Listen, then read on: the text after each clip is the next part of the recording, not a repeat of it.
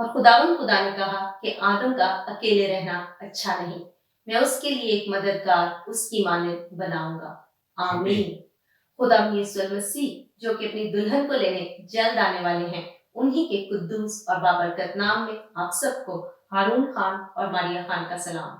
Programme راہ، حق اور زندگی کے ساتھ حاضر ہیں۔ ناظرین، آپ سب کی فیڈ بیک کے لیے ہم شکر گزار ہیں۔ آپ اس پروگرام کو پسند کر رہے ہیں اور اس سے برکت پا رہے ہیں۔ ہم اس کا سارا جلال اپنے آسمانی باپ کو دیتے ہیں۔ آپ کے سجیشنز ہمارے لیے قیمتی ہیں۔ اور چند ہفتے پہلے جب ہم نے ڈیورس پر پروگرام کیا تو آپ میں سے بہت سے عزیزوں نے اس بات کی خواہش ظاہر کی کہ ہم بائبل مقدس کی روشنی میں شادی اور شادی شدہ زندگی پر غور کریں۔ لیکن کیونکہ یہ ایک بہت واسٹ سبجیکٹ ہے تو ہم نے کوشش یہ کی ہے کہ اس کو ایک سیریز کے طور پر آپ کے لیے لے کر آئیں۔ انسٹیٹیوشن آف کرسچن میرج کا پہلا حصہ آج پیش خدمت ہے۔ ہارون ازدواجی رشتہ یقیناً ایک بہت خوبصورت رشتہ ہے، لیکن اس کا آغاز کہاں ہوا؟ بے شک ماریہ، ہم خدا کی شکر گزاری کرتے ہیں کہ ازدواجی رشتہ، میرڈ لائف خدا کی طرف سے ایک بلیسنگ ہے، جس کے لیے میں اور ماریہ بھی خدا کی شکر گزاری کرتے ہیں۔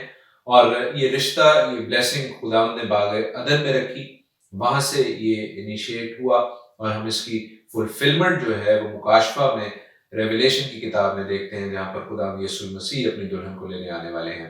عزیزو، شادی کے بندھن میں، شادی کے خوبصورت رشتے میں جب آدم اور حوا بندھے، جب آدم اور حوا کو خدا نے ایک تن ہونے کی بلیسنگ بخشی، تو ہم دیکھتے ہیں کہ اس کے اسپرچول بھی اور دنیاوی بھی ایفیکٹس ہیں۔ اور ان دونوں طرح کے ایفیکٹس کو سمجھنے کے لیے ہمارے آج کے پروگرام اور آنے والے کچھ پروگرام شادی شدہ زندگی کے حوالے سے ہوں گے، کیونکہ ہمیں اس بات کو سمجھنے کی ضرورت ہے کہ خدا نے اس تھیم کو، خدا نے اس موضوع کو بائبل مقدس میں سینٹرل جگہ دی ہے۔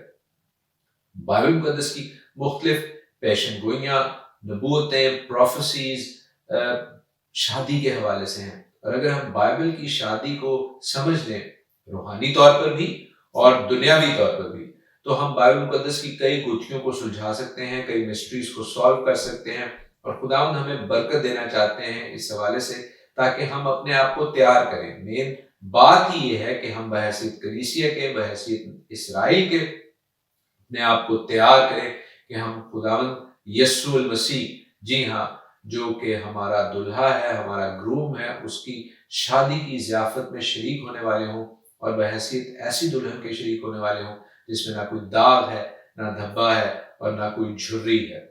ہم خدا کی شکر گزاری کرتے ہیں کہ آج کے پروگرام اور آنے والے کچھ پروگرامز جو ہیں وہ اس خدا کی بلیسنگ کو شیئر کرنے کے حوالے سے ہوں گے۔ بالکل ہارون، اور ہم باغ عدن میں جب خدا نے آدم اور حوا کو بنایا تو اس میں اور بھی کئی سارے بھید رکھے، خدا نے اس میں ہمیں اور بھی بہت سی باتیں بتانے کی کوشش کی۔ کچھ بھید بالکل ہم بڑے امپورٹنٹلی دیکھ لیتے ہیں کہ خداوند نے آدم اور حوا کو بنایا۔ خداوند نے آدم کے ساتھ کسی اور مرد کو نہیں بنایا، اور نہ ہی خداوند تعالیٰ نے عورت کے ساتھ عورت کو بنایا۔ تو اس بات کو ہمیں سمجھنے کی ضرورت ہے کہ جو میرج کا انسٹیٹیوشن ہے، شادی کا مقدس سیکرمنٹ ہے، وہ مرد اور عورت کے ساتھ، میاں بیوی کے ساتھ جو ہے مکمل ہوتا ہے۔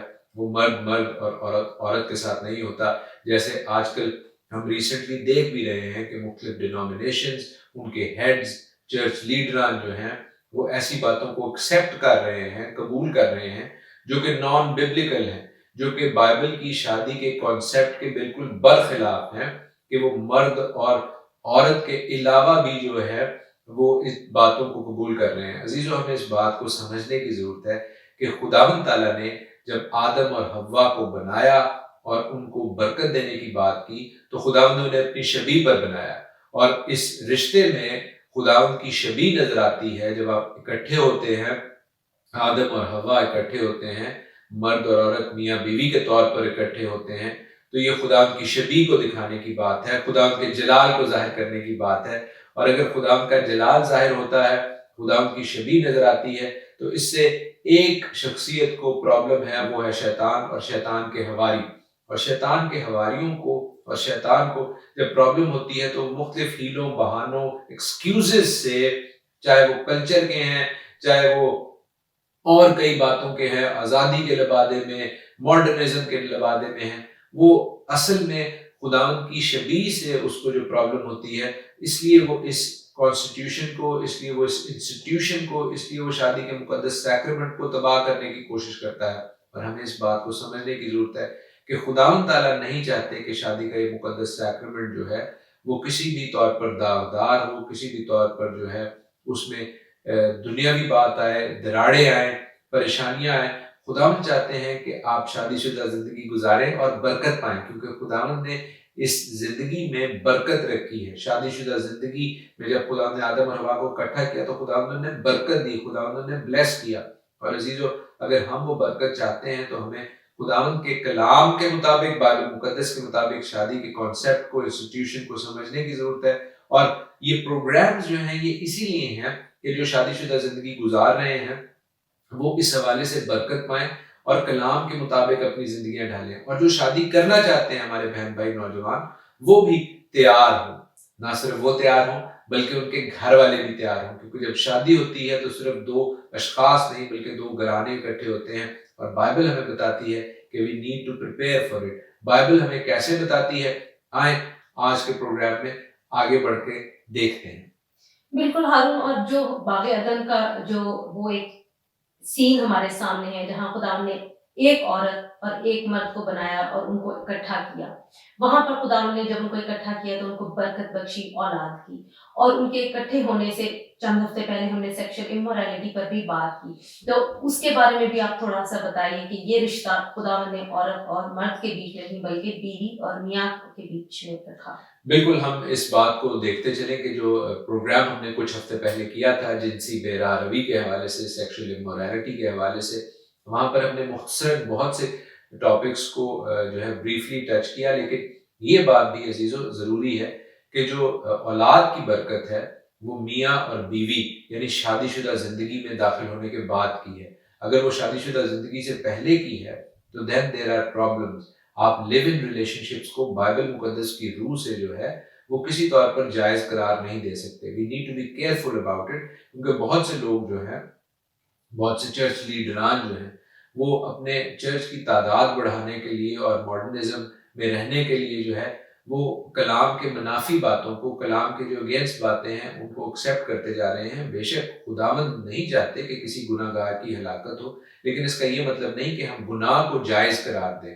ہم نے گناہ کو بھی آئیڈینٹیفائی کرنا ہے اور گناہ گار کو یہ لیڈ کرنا ہے کہ وہ اپنے گناہ کے حوالے سے اویئرنیس حاصل کرے اور خداوند تعالیٰ سے معافی مانگے۔ بے شک خداوند تعالیٰ رحیم اور غفور ہیں، وہ معاف کرنے پر قادر ہیں، بٹ اگر آپ اپنے گناہ پر اترائیں گے اور گناہ کو جائز قرار دیں گے تو ایسی صورت میں آپ کو گناہ سے معافی نہیں ملے گی، بلکہ وہ گناہ کا دھبا، وہ داغ آپ کی زندگی کو داغدار کرے گا اور آپ خداوند تعالیٰ سے در حقیقت دور ہوتے چلے جائیں گے۔ بالکل ہارون، اب ہم تھوڑا آگے بڑھتے ہیں باغ عدن سے۔ شادی شدہ زندگی کسی بھی کلچر میں، کسی بھی مذہب میں جب شروع ہوتی ہے، جب شادی کا ایک پروسیس شروع ہوتا ہے تو اس کا ایک پروٹوکول ہے، کیا اس کی کوئی مثال ہمیں بائبل مقدس میں ملتی ہے؟ بالکل ماریا، بائبل مقدس ہمیں شادی کے حوالے سے جو ہے وہ بڑے واضح طور پر جو پروٹوکالز ہیں وہ بتاتی ہے، اور ان چیزوں کو ہمیں ڈسکور کرنے کی ضرورت ہے، اور آج کا پروگرام اسی حوالے سے ہے، آئندہ آنے والے پروگرام بھی اسی حوالے سے ہوں گے۔ ہم دیکھتے ہیں پیدائش کی کتاب میں، جینیسس کی بک اس کے 24 چیپٹر میں، جہاں پر ایمانداروں کے باپ ہمیں سکھا رہے ہیں اپنے بیٹے اسحاق کی شادی سے۔ آئیں اس کے حوالے سے کچھ تھوڑا سا غور کرتے ہیں اور سیکھتے ہیں انٹرسٹنگ دلچسپ فیکٹس کو جو کہ بائبل کے کلچر کے حوالے سے شادی کے لیے بہت امپورٹنٹ ہیں۔ آئیں دیکھیں کہ کیسے دلہے کا باپ جو ہے، جی ہاں، اسحاق کے والد ابراہیم جو ہیں، وہ شادی کے اس پروسیس کو انیشیٹ کرتے ہیں، وہ آغاز کرتے ہیں، جو کہ ہم مشرقی معاشروں میں دیکھتے ہیں کہ مور اور لیس ایسے ہی ہوتا ہے کہ دلہے کا باپ جو ہے وہ انیشیٹ کرتا ہے۔ لیکن آئیں ہم پڑھیں ان آیات کو جینیسس 24 میں سے۔ پیدائش اس کا 24واں باب اور اس کی 4 آیت میں لکھا ہے، بلکہ تو میرے وطن میں میرے رشتہ داروں کے پاس جا کر میرے بیٹے اسحاق کے لیے بیوی لائے گا۔ آمین۔ اسحاق کے حوالے سے ابراہیم جو ہیں وہ اپنے منشی کو، اپنے سال خوردہ نوکر الیعزر کو بڑے واضح طور پر انسٹرکٹ کر رہے ہیں کہ you will go and get a wife for my son from my people, my kindred۔ تو دو باتیں تو بڑی اہم ہیں.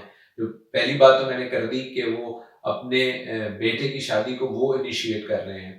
دوسری بات جو غور کرنے کی ہے کہ وہ اپنے لوگوں میں جانے کے لیے کہہ رہے ہیں. اس بات پر غور کرنے کی ضرورت ہے عزیزو.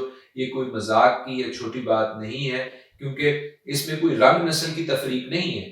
اس میں فوکس اس بات کا ہے کہ وہ لوگ جو یہوہ خدا کو مانتے ہیں، وہ لوگ جو ہماری قوم ہے، اور اگر ہم اپنی قوم میں نہیں شادی کرتے تو آپ جانتے ہیں کہ کتنی قباحتیں، کتنی پرابلمز ہوتی ہیں. بہت سے لوگ اس بارے میں گواہیاں دیتے ہیں، بہت سے لوگ اس حوالے سے بات کرتے ہیں، لیکن جب یہ شادی کا پروسیس انیشیٹ ہو رہا ہے تبھی اس بات کو سمجھنے کی اور عقل مندی سے کرنے کی ضرورت ہے کہ ہم ایسے لوگوں میں نہ جائیں جو یہوہ خدا سے اور خدا یسوع مسیح سے دور ہیں، کیونکہ یہ بائبل کا پروٹوکول نہیں ہے، یہ بائبل کا کلچر نہیں ہے. اور ہم پھر دیکھتے ہیں کہ وہ انہی لوگوں میں جاتے ہیں جن کے حوالے سے ابراہیم نے انہیں کہا، اور پولوس اس حوالے سے نئے عہد نامے میں بڑے واضح طور پر کہتے ہیں کہ نہ ہموار جوئے میں نہ جتو. تو don't be yoked in unequal yoke. کیوں؟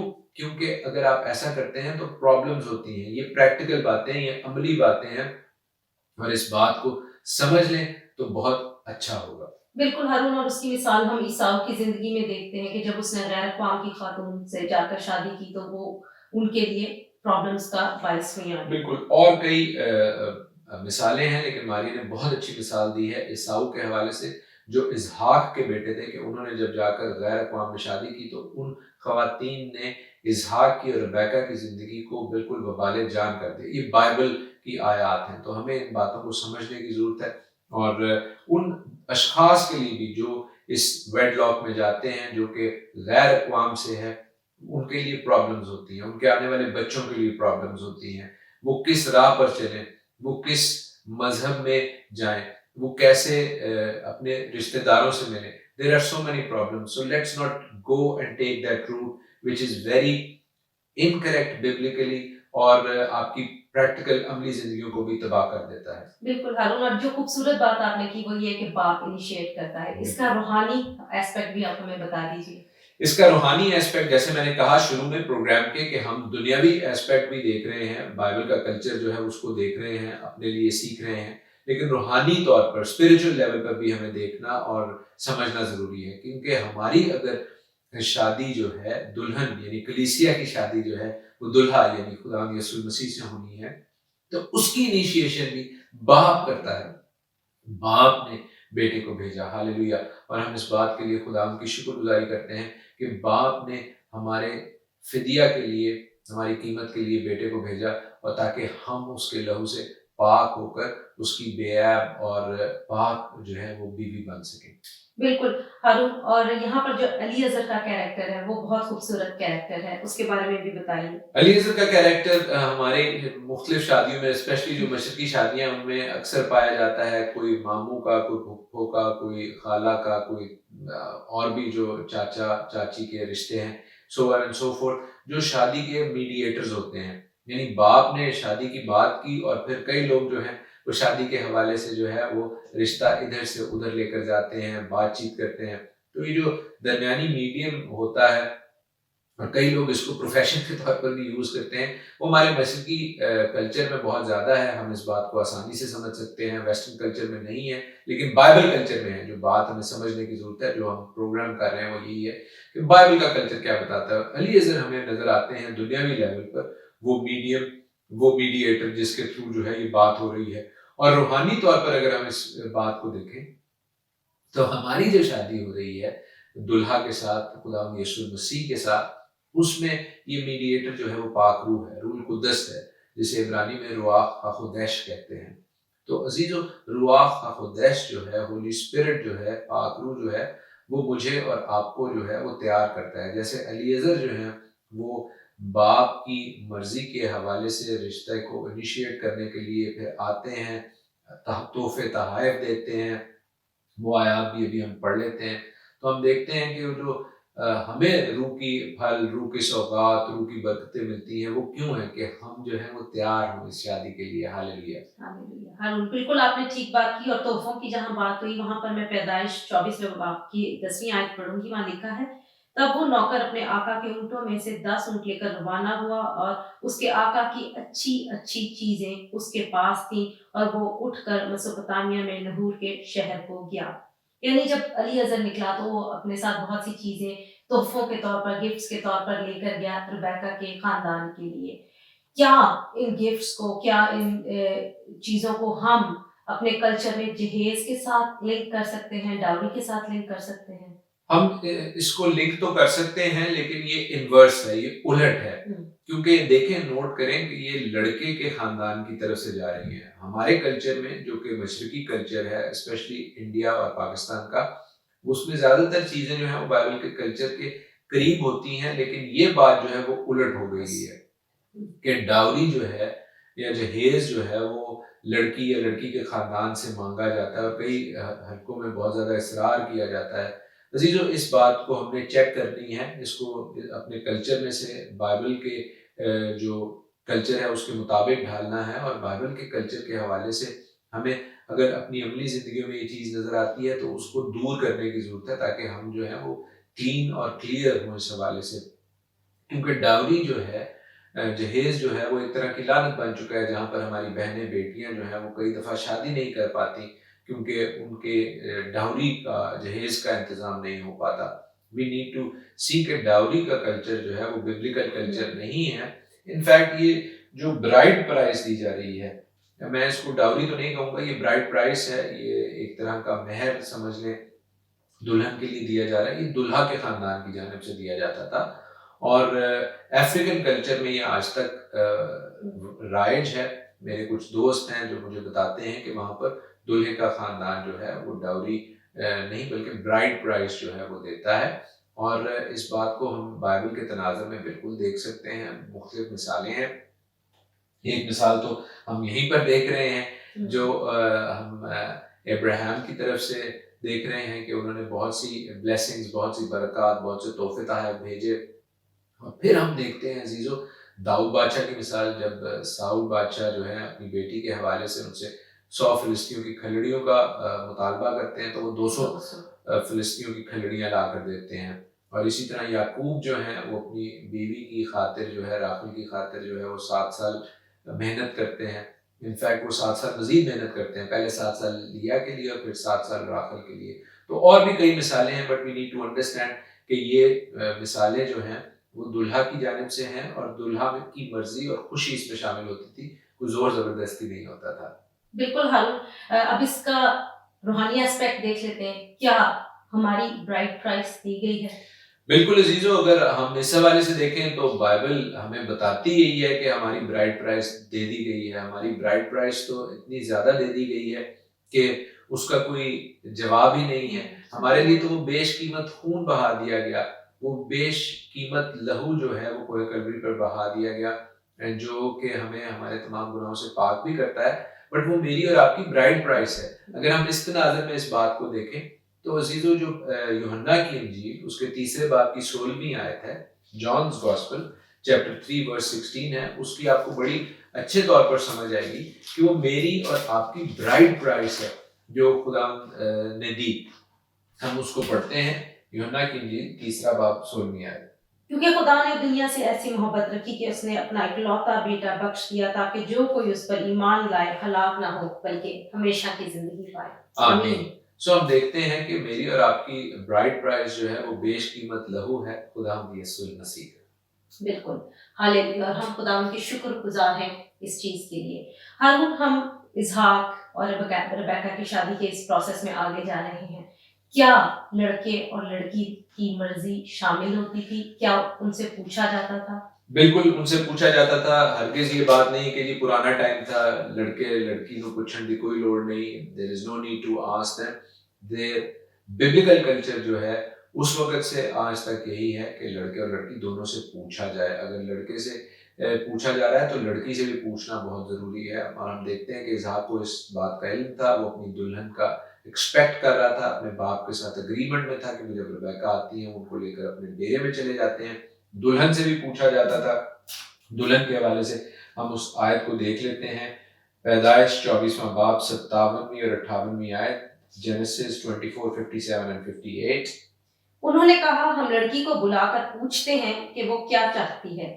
تب انہوں نے ربیکہ کو بلا کر اس سے پوچھا کیا تو اس آدمی کے ساتھ جائے گی؟ اس نے کہا جاؤں گی۔ آمین۔ سو ہم دیکھتے ہیں کہ کیسے خوبصورتی سے بائبل مقدس جو ہے شادی کے حوالے سے ہمیں کلیئرٹی کے ساتھ بتا رہی ہے کہ دلہا اور دلہن دونوں کا پوچھنا، ان کی مرضی جو ہے وہ ضروری ہے۔ روحانی لیول پہ بھی اس بات کو دیکھ لیتے ہیں کہ خدا یسوع مسیح یوحنا کی انجیل اس کے 15ویں باب کی 16ویں آیت میں، جانز گاسپل چیپٹر 15 ورس 16 میں ہمیں کیا کہتے ہیں؟ تم نے مجھے نہیں چنا بلکہ میں نے تمہیں چن لیا۔ آمین۔ سو خداوند نے ہمیں چن لیا ہے، خداوند کی مرضی اس میں شامل ہے۔ Hallelujah. We need to understand. اگر ہم شادی کے تناظر میں دیکھیں تو عزیزوں بہت سی باتوں کا ہمیں سمجھ اور اس کی انڈرسٹینڈنگ بالکل اچھے طور پر اور مختلف انداز میں ہوتی ہے۔ اور پھر عزیزوں ہم دیکھتے ہیں کہ کس طرح دلہن کی مرضی، ہماری مرضی بھی اس میں شامل ہے۔ یوحنا کی انجیل پہلا باب اور 11ویں آیت، جانز گاسپل چیپٹر 1 ورس 11۔ لیکن جتنوں نے اسے قبول کیا اس نے انہیں خدا کے فرزند بننے کا حق بخشا۔ ہاللیلویہ۔ ہم اس بات کے لیے خدا کی شکر گزاری کرتے ہیں کہ شادی کا تھیم جو ہے وہ ہمیں بائبل کے مختلف آیات، بائبل کے مختلف واقعات، بائبل کے مختلف جو پروفیسیز اور نبوت ہیں ان کے حوالے سے کلیئرٹی کے ساتھ سمجھاتا ہے۔ ہم خدا کی جو بات ہے اس کی مرضی ہے اس کو سمجھتے جاتے ہیں اور یوں ہمارے لیے بہت سی مشکلات بھی کلیئر ہوتی جاتی ہیں، بہت سے معمے بھی حل ہوتے جاتے ہیں، اور ہم بائبل کے کلچر کے حوالے سے شادی کے تھیم کو بھی سمجھتے جاتے ہیں کہ کیسے خوبصورتی سے یہ ساری باتیں ایک لڑی میں پروئی گئی ہیں۔ بالکل ہارون، خداوند نے ہمیں چنا ہے، ہم نے خداوند کو نہیں چنا، لیکن ہماری مرضی، ہماری فری ول خداوند نے ہمیں دی ہے کہ کیا ہم خداوند یسوع مسیح کو اپنے دلہے کے طور پر قبول کرتے ہیں۔ ناظرین، آج کے پروگرام میں ہم نے بہت سی اہم باتوں کو سیکھا۔ ہم نے سیکھا کہ یہ انسٹیٹیوشن خداوند نے خود باغ عدن میں شروع کیا۔ یہ خداوند نے ایسے شروع کیا کہ انہوں نے ایک مرد اور ایک عورت کو بنایا، اور اس کی اسپرچل فلفلمنٹ ہم دیکھتے ہیں مکاشفہ کی کتاب میں، جب خداوند یسوع مسیح ہم سب کو اپنی دلہن کے طور پر لینے آنے والے ہیں۔ ہم نے سیکھا کہ ابراہیم نے اپنے بیٹے اسحاق کی شادی کے پروسیس کو شروع کیا۔ ہم نے جانا کہ اپنے لوگوں میں شادی کرنا، ان لوگوں میں جو ایماندار ہیں، وہ بہت ضروری ہے۔ ہم نے دیکھا کہ جہیز کا جو کانسیپٹ ہے وہ ببلیکل نہیں ہے۔ اگلے ہفتے ہم کوشش کریں گے کہ ہم عورت اور مرد، میاں اور بیوی کے رولز پر غور کریں کہ خداوند نے ہمیں کیا ذمہ داریاں دی ہیں۔ لیکن آج کے لیے اتنا ہی۔ خداوند آپ سب کو برکت دے۔ آمین۔